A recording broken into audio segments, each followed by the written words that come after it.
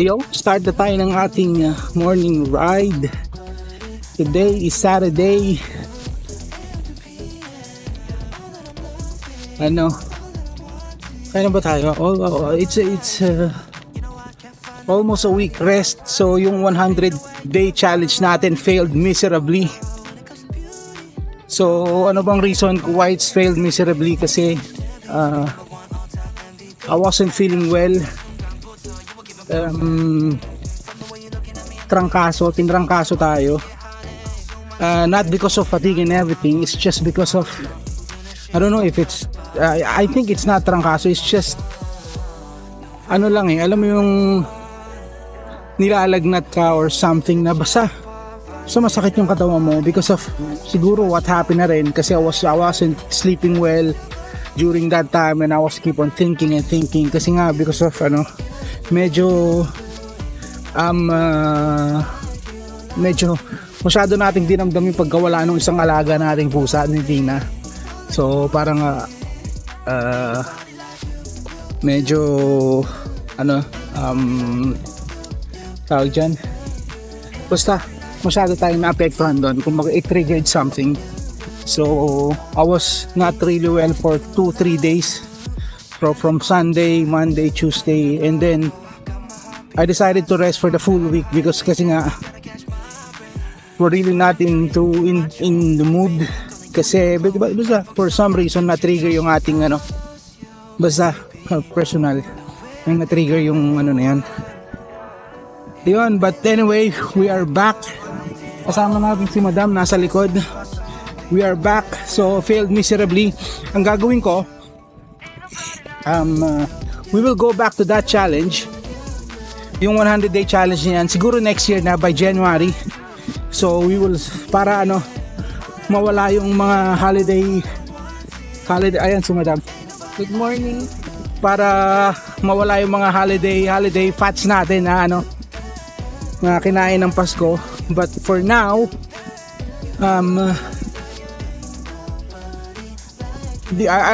I don't know what to do next, but I don't know what's my next challenge. Siguro we will do an endurance challenge or something. We will think of something because I need to keep on challenging myself kasi so that I have a reason to ride every day. Kasi sometimes pag walang reason, you'll just say wag na lang. Ganun. Kumaga yung something to look forward to. Yan, ganyan. Pwede akong naitag dyan? Ha? May dadagdag ako. Ano tinadagdag mo? Pero yung dapat yung challenge realistic. No, 100-day challenge for me is realistic. I can do it. It's just so happen na I got fucked. Oh, sorry. For me, that 100-day challenge is realistic. That's why sinasabi ko sa kanila na I will come back to that 100-day challenge. I will do that 100-day challenge because I know I can do it. Anyway, ayan, yun ang this reason why our challenge failed miserably. Ang next pala na meron pa palang yung Dubai challenge, yung Dubai fitness challenge, yung 1 month Start yun bukas, October 24? 20 or 24? 20 or 26 siguro. Anyway, so from here on out, kasi sige, tignan natin, from here on out, so now is a day, I'm not sure kung day 90 na yata tayo, basta kung anong day man yan. So from here on out, ganun ulit, we will ride daily, minimum of 30, 20 kilometer rest ride natin until mag 1 year tayo. Kasi nasa 200 something tayo, 290 yata days. So hanggang mag 1 year yung ating weight loss journey.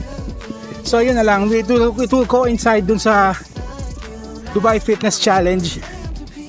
So same rules kaya ng dati. If I feel like I needed to rest, I will rest. Kumbaga, it's a challenge na to do it. At the same time, syempre, ang unahin natin is yung ating health. Yung ating kapakanan pa rin ang unahin natin. If I think I needed a rest, then I will do. Yun lang, and then welcome back sa atin. So absent for 1 week. Let's go. Yan, weather pala ngayon. Hindi ko maintindihan eh. Para siyang malagkit yung weather na malamig, parang ganon. Kumbaga malamig na humid, parang basta naghahalo yun. May part na malamig yung hangin, may part na malagkit.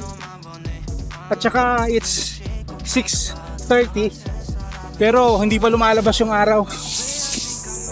Kita mo yung dyan, yung skyline dyan. Actually, they are expecting to rain. Umulan na daw sa sa LA.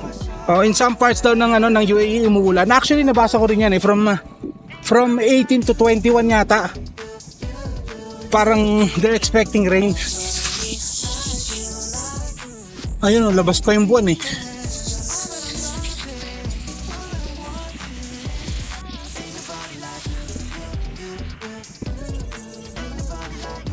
Go.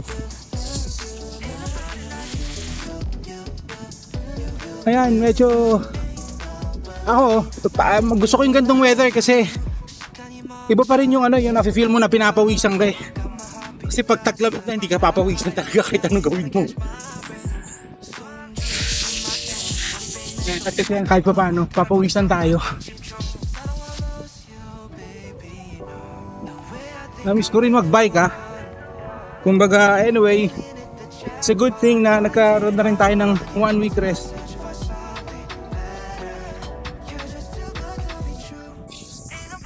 Yeah, let's go! Yun. So far, nakakaano na tayo, 20 kilometers.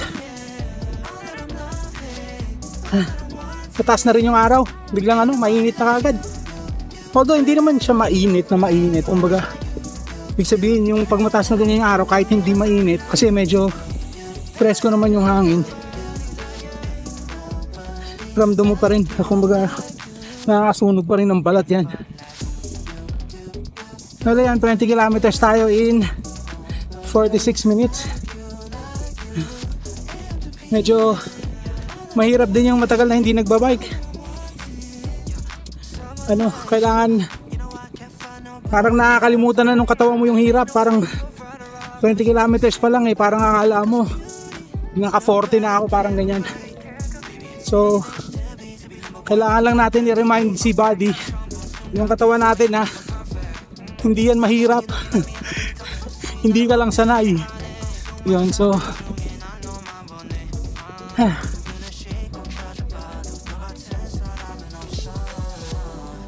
okay naman, kaya lang ito, dahil nakapagpahinga ako, mas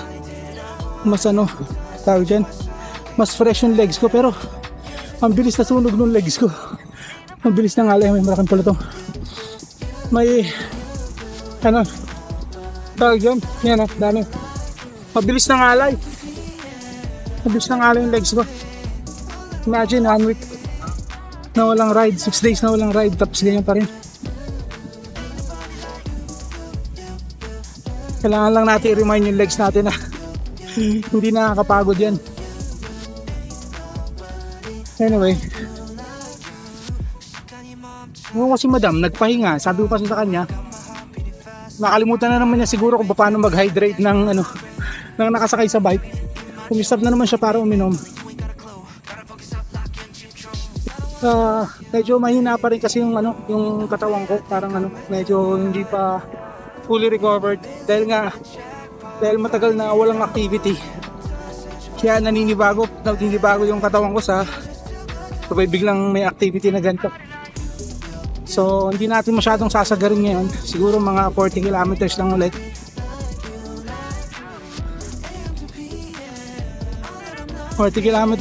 Tapos okay na, bukas na ulit. Kaya ganun ulit, i-slowly build up ulit natin yung ating conditioning resistensya. Kumbaga, hindi naman ako pagod ba ako, hindi ko alam, hindi ko na maintindihan kung ano nararamdaman ko. Ayan, Dito nga pala tayo sa Arayat ulit. So in that note, shoutout pala tayo. Shoutout sa mga subscribers natin. Salamat po sa walang sawang suporta nyo.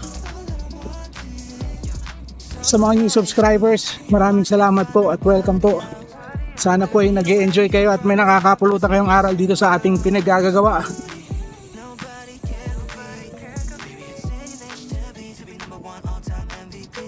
Ayun. Siyempre, shoutout sa mga suki natin kila Master Anton at kay Ma'am Mary, si Mr. and Mrs. Tuyane Adventure, si Fort Cliff, Happy Pedal, Moy, Romski, sino ba? Nola Alone. At lahat sa inyong lahat, alam nyo na kung sino kayo. Kay Ma'am Rochelle, hindi po maisip lahat, nablango ako. Well, anyway, alam nyo na kung sino kayo. Shoutout sa inyong lahat. Sa mga nakakapanood po na hindi pa nakasubscribe, pasubscribe na lang po. Malaking tulong po sa atin yan. Thank you po. Yun, back to ride na ulit tayo. Let's go. Yan si Madam, inaabot tayo. Nagpahinga pa yan, ang lakas ni Madam eh. Inaabot niya tayo, oo. Ang hirap po habulin. Sabi ko, sana magpahinga na siya para mahabol ko yan. Ang lakas mo, ang bilis mo. Hindi ako masyadong maano kasi nga sulog na kagad yung legs ko. Okay, yung snap ko na to. Ha? Yung snap ko na to. Okay. Ilang ikot na lang ako after nito. Yan si Madam. Inaabot niya tayo. Magsabay na lang tayo. Ha? Magsabay lang tayo kako.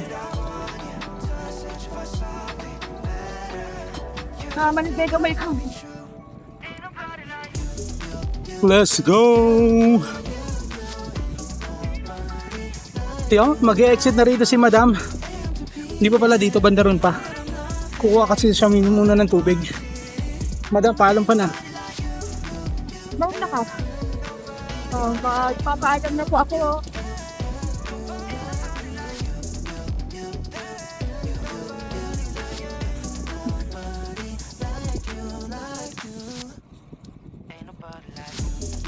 Ayan, nagpaalam na si Madam. Mag-exit kasi dyan. Stop pa siya. Kukuha muna siya ng tubig. At ako. Bye! Bye.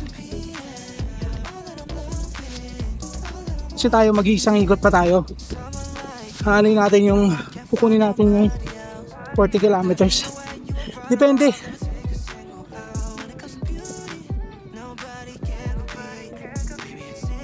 Medyo ano na rin eh. Kumbaga ayaw ka rin biglayin.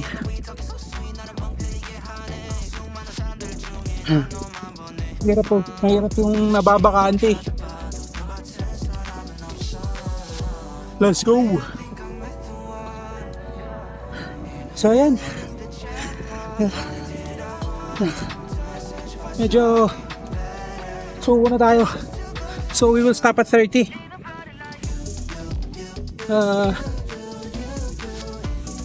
Ang tawag dyan, gaya sinabi ko na pag ako hindi na nag-e-enjoy, kumbaga there's no point of continue riding pag alam mo yung pag hindi mo na na-enjoy yung ride. So unti-untiin ulit natin until bumalik yung kondisyon natin, yung gana natin. Maraming mga nagbabike ngayon. May event yata bukas, naka-close tong Arayat ng umaga hanggang 12 noon. Parang may race yata yung mga babae yata yung parang gano'n, I'm not sure. So tomorrow magdu-Dubai kami for a ride. Magra-ride kami sa Dubai, baka Al Qudra kami tomorrow. So bukas na lang tayo babawi if ever, kung makakabawi. Sa ngayon stop na muna tayo sa 30 kasi medyo feeling miserable nga ako eh. Siguro kasi dapat late na kaming lumabas kasi akala namin hindi ka agad lalabas yung araw. Pero ngayon matirik na rin yung araw. Yun, si Madam nagpahinga, dapat pala inintay ko na siya. Yun. So hanggang dito na lang ang ating video for today. Thank you Lord for the safe ride. At welcome back sa atin at makakapag-upload na ulit tayo. Absent tayo ng 6 days. So yun, salamat sa mga subscribers natin na nakaabot dito, at saka doon po sa mga hindi pa nakaka-subscribe at nakakapanood po, subscribe na po kayo sa channel natin. Malaking tulong po sa atin yan. Iyo, itong area na to, ano to, yung Abu Dhabi cycling club. Papahingahan dyan yung mga pondoan ng mga siklista natin, bukod doon sa may Woolfies. Yun, exit na tayo dito. Sasaktuin na lang natin yung 30 kilometers, because as of now we are at 28 point something, 28.7. Yan o, init na, lakas ng init eh. Mabig sa mukha. Magulat si madam, andito na ako.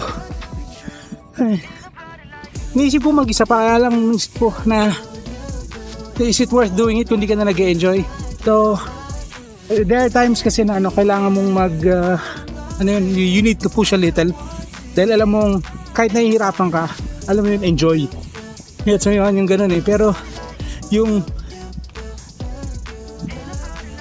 the joy of pain, parang ganun. Pero yung miserable ka, nagiging miserable ka na, you're just doing it for the sake of doing it, and there's no point for me.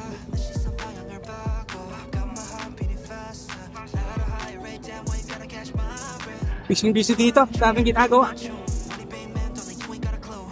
Holy, thank you. Kaya mga ginagawa dito. Saan ba tayo? Ito, pulpus na. Ayun, yun lang. Kasi sa akin nga, there's no point of continuing if you're feeling miserable. It's not the pain. The pain, you can endure the pain as long as you're enjoying it. But if you're miserable, you're miserable. So for me, there's no point of doing. May tomorrow pa naman. Iyon. So, ikot-ikot muna tayo dito. Tapusin natin yung ating 30-kilometer ride. And then, let's go. See you tomorrow. So if you find this entertaining, interesting, and helpful, please like, share, and subscribe. Let's go. See ya. Ain't nobody like you.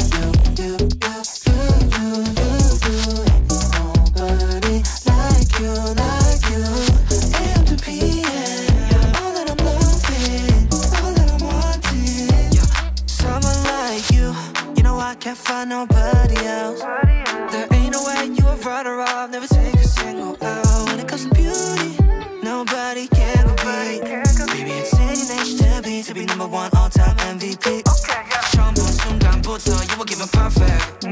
From the way you're looking at me and the way you're talking so sweet, 나를 멍때리게 하네. 수많은 사람들 중에 난 너만 보네. 눈을 씻고 켜져봐도 너 같은 사람은 없어. No way, I think I met the one. In a million, hit the jackpot. Finally did it all, yeah. Time said you find something better. You're just too good to be true. Ain't nobody like you. Ain't nobody like you, like AM to PM, all that I'm loving, all that I'm wanting. Ain't nobody like you. Ain't nobody like you. Ain't nobody like you. Ain't nobody like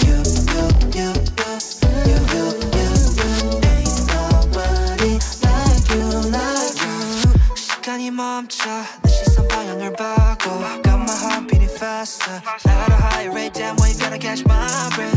숨 죽이는 입맞춤. Money bang man, don't know you ain't got a clue. Gotta focus up like